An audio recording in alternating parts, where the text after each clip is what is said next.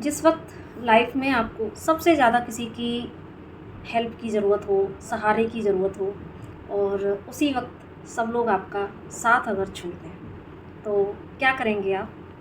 रोएंगे, छटपटाएंगे, blame करेंगे, कभी सामने वाले को या कभी खुद को या कभी परिस्थितियों को? क्या करेंगे? क्या रिएक्शन होगा आपका? इन्हीं में से कुछ एक। तो अगर आप भी कुछ ऐसी सिचुएशन से गुज़र रहे हैं या अक्सर जीवन में ऐसा समय कभी ना कभी आ ही जाता है जब हम इस सिचुएशन से हमें डील करना होता है। तो आज हम इसी के बारे में एक छोटी सी चर्चा करेंगे। तो नमस्ते, स्वागत करती हूँ आपके अपने चैनल डिवाइन मैसेंजर पर। एक बहन का ये क्वेश्चन आया था मेरे पास, तो मुझे लगा कि इस तरह की परिस्थिति तो हम सभी के जीवन में आती है, तो क्यों ना इसको चैनल पर ही अपलोड किया जाए ताकि हम इस बात पर थोड़ा सा मंथन कर सकें और ऐसी सिचुएशन आए तो हमें कैसे डील करना चाहिए, तो हम इसके बारे में थोड़ा सा गाइडेंस ले सकें ईश्वर से। तो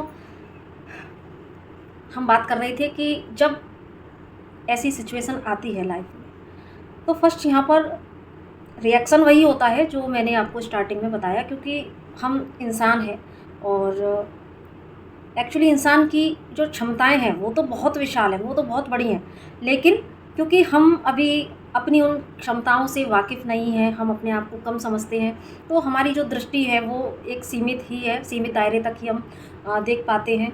तो इसलिए क्योंकि हम अपने आप से कहीं ना कहीं हमारा कनेक्शन भी छूटा हुआ है, हम इतने सारे बर्थ लेके आ चुके हैं, तो हमारा कनेक्शन भी अपने आप से उस डिवाइन से छूटा हुआ है। तो कहीं ना कहीं जो हम जो है उन चीज़ों को देख ही नहीं पाते, दूरदृष्टि हमारी होती ही नहीं है जहाँ पर कि हम चीज़ों को देख पाएँ, समझ पाएँ। तो इसलिए हम जीवन में परेशान भी होते हैं। तो जब इस तरह की सिचुएशन घटती है तो डेफ़िनेटली हमारा फिर अनअवेयरनेस की वजह से यही रिएक्शन होता है। हम बहुत खुद को दुखी करते हैं, हम दूसरों को ब्लेम करना शुरू करते हैं कि उसकी वजह से ऐसा हुआ या उसकी वजह से ऐसा हुआ, या कई बार हम अपने आप को ब्लेम करते हैं कि नहीं, सब कुछ मेरा ही भाग्य ख़राब है, या फिर मैंने ही इतना नहीं करना चाहिए था लोगों के लिए। तो हम अपने आप को भी यहाँ पर ब्लेम करते हैं, विक्टिम मेंटेलिटी में भी चले जाते हैं और साथ में परिस्थितियों को हम दोष देते हैं। और दूसरा हमारी जो सोच होती है ना, हम सिर्फ इतने ही दायरे तक सीमित रह जाते हैं और फिर खुद को ही हम डिप्रेस कर लेते हैं, रोना, छटपटाना, परेशान होना, रातों की नींद हराम करना, तो ये सारी चीज़ें हम करते हैं। कई बार हम इतना डिप्रेस हो जाते हैं कि हम ईश्वर पर भी जो है ब्लेम लगाने से नहीं चूकते।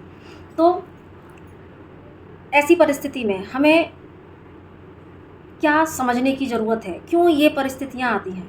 तो इसमें एक तो चीज़ होती है कि सारी चीज़ें, सब कुछ कर्मा बेस है, ये तो हमें समझना पड़ेगा, क्योंकि कर्मा ही सबसे ज़्यादा ठीक है, कर्मा ही जो है सबसे ज़्यादा यहाँ पर रोल अदा करता है। तो कर्मा सामने आता है। एक सेकंड, हाँ, तो हम बात कर रहे थे कि सबसे पहले कर्मा के ऊपर कि क्योंकि इसका एक रीज़न तो ये है कि जो मेन रीज़न है कि जस्ट हम सब कुछ अपने कर्मा बेस चीज़ें ही रिसीव करते हैं। तो हमारा जब हमने धरती पर बर्थ लिया तो हमारा ईश्वर के साथ किया गया एक सोल कॉन्ट्रैक्ट कि इस बर्थ में हमें ऐसे लोग मिलेंगे, ऐसी सिचुएशंस मिलेंगी। तो ये सोल कॉन्ट्रैक्ट एक सोल खुद चुन के आती है ना। और क्योंकि सोल हमेशा अपनी ग्रोथ को चुनती है और उसकी ग्रोथ, क्योंकि इतिहास गवाह है कि कभी भी सामान्य परिस्थितियों में किसी की ग्रोथ नहीं हुई और ग्रोथ हमेशा विपरीत परिस्थितियों में ही होती है, क्योंकि इंसान खुद के भीतर की जो क्षमताएं हैं तभी ही वो वाकिफ़ हो पाता है। तो इसीलिए सोल हमेशा ऐसे कॉन्ट्रैक्ट को, ऐसे लोगों को, और अपने अपने हर बर्थ में वो अपने सोल कॉन्ट्रैक्ट को खुद चुन के आती है। और तो यहाँ पर पास्ट लाइफ में किए गए अपने कर्मा के आधार पर और अपने सोल कॉन्ट्रैक्ट के आधार पर वो ऐसी सिचुएशन, ऐसे लोग अपनी लाइफ में अट्रैक्ट करती हैं जहाँ पर कि वो इस तरह की परिस्थितियाँ यहाँ पर आपके सामने बनती है, जहाँ पर कि क्योंकि आप भूल चुके हैं।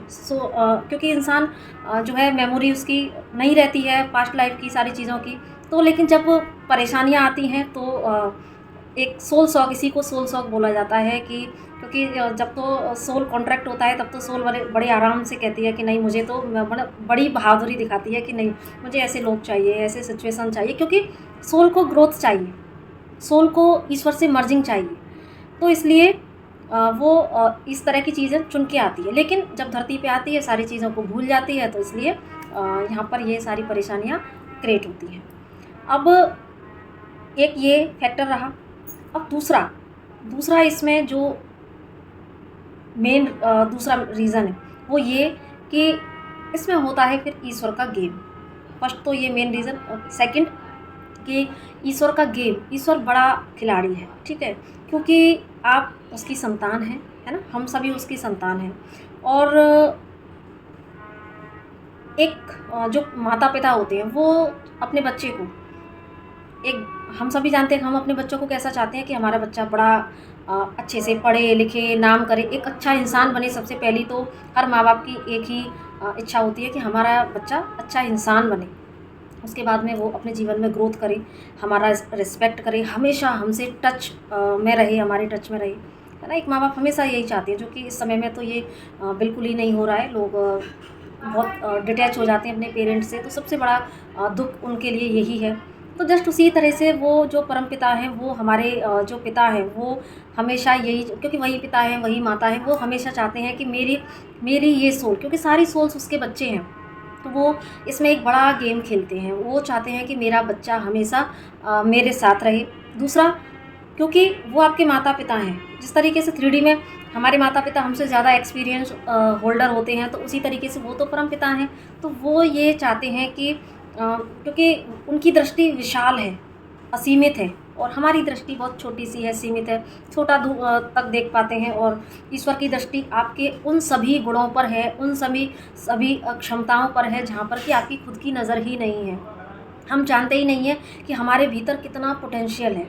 तो आपके अंदर के उस पोटेंशियल को बाहर लाने के लिए आप खुद से सक्षम हैं, आप अपने आप में कंप्लीट हैं, आप अपने आप में होल हैं, क्योंकि एक सोल हमेशा होल है, वो कभी इनकम्प्लीट होती ही नहीं है। उसको किसी की ज़रूरत नहीं है, वो अपने आप में अकेली खड़ी हो सकती है। सोल के अंदर इतना पावर है, लेकिन क्योंकि हर सोल के अंदर जो फेमिनाइन मैस्कुलाइन एनर्जीज़ होती हैं इम्बैलेंस स्टेट में, तो जस्ट जब वो इम्बैलेंस होती है तो ही हमारे सामने ऐसी सिचुएशंस आती हैं जहाँ पर कि हम जब हमारी कोई भी एक साइड वीक होती है, तो हम फिर उसी तरीके से वहाँ पर ही थोड़ा सा कमज़ोर अपने आप को महसूस करना शुरू करते हैं।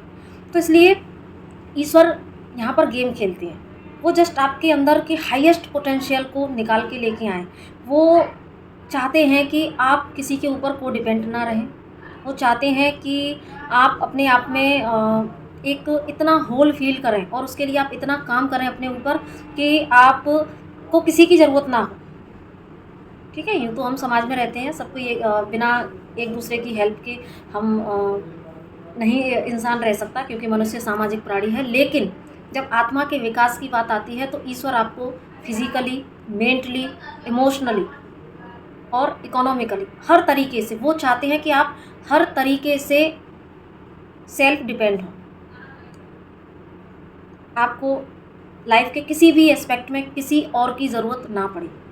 जब आप अंदर से दुखी हैं, आप परेशान हैं, तो आपको किसी के कंधे की ज़रूरत ना हो।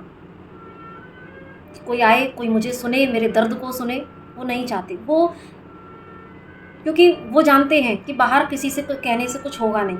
वो तो इतना चाहती है, जैसे माँ-बाप कहते हैं ना कि एक बार आप बच्चे क्योंकि जब बड़े होके माँ-बाप के पास बैठना ही बंद कर देते हैं, जबकि माँ-बाप चाहते हैं कि बच्चे हमारे पास बैठें। क्योंकि कितने सारे प्रॉब्लम्स के सॉल्यूशन हमें हमारे पेरेंट्स के पास मिल जाते हैं, लेकिन गलतियाँ हम यही करते हैं कि हम अपने पेरेंट्स को समय ही नहीं दे पाते, और उनकी अनुभवों की किताब जो सुनाना चाहते हैं, वो हम सुनना ही नहीं चाहते।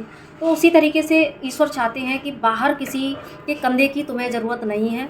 तुम जो है अपने, क्योंकि तुम हो, क्योंकि ईश्वर हैं आपके पास। वो चाहते हैं कि आपको जो भी रोना है, आपको जो भी छटपटाना है, आपको जो भी अपना दर्द बोलना है, वो सब आप मुझसे बोलो, क्योंकि बाहर आपको सॉल्यूशन नहीं मिलेगा। सॉल्यूशन वो सर्वे सर्वा है, वो ही सॉल्यूशन आपको दे सकता है। तो यहाँ पर ईश्वर का बड़ा गेम होता है।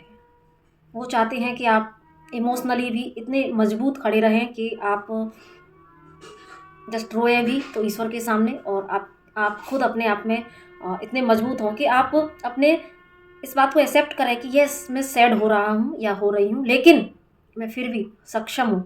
मैं जस्ट, ये एक नेचुरल इमोशन है, मैं इसको फील करूँगी या करूँगा देन, क्योंकि मैं मनुष्य हूँ, मेरे भीतर ये नेचुरल इमोशंस है, मुझे फील करने हैं, लेकिन मुझे इससे चिपक के नहीं रहना। इस इमोशन से मुझे, इस सैडनेस से, इस इमोशनल जो इम्बैलेंसिंग हो रही है उस प्रोसेस से मुझे लगातार चिपक के नहीं रहना। मुझे बस इसको फील करना है, लेट गो करना है, क्योंकि मैं खुद खड़ा होना जानती हूँ या जानता हूँ।